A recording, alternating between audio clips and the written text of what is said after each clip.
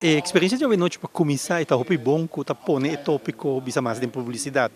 Me ter reparar que tem desenvolvimento de bisa toch pouco 20, 30 anos, com mais e mais nós está reconhecer o tópico de esclavitud para Aruba.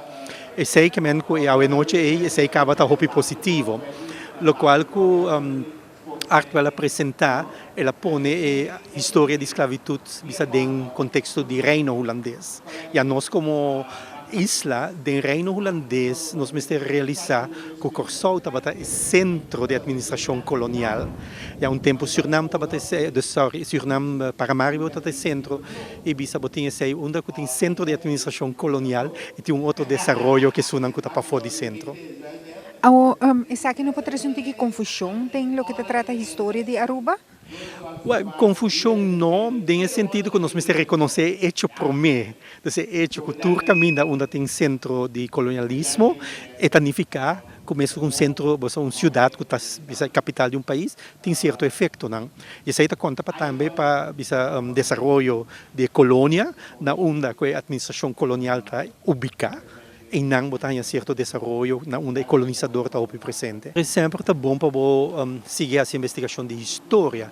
Hecho tá que tem método de história de Aruba na escola, sin embargo, bisa tem geração não que nunca não há história de Aruba, entre outros mesmo pessoa.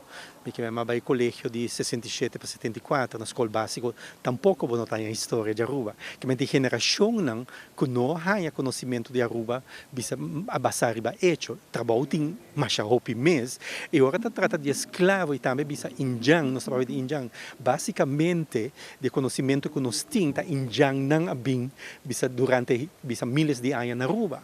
E esse não tem vínculo que bisa terra firme para nós Venezuela, Colômbia, que Aruba realmente como isla, está uma isla de migrante por meio de Cristo.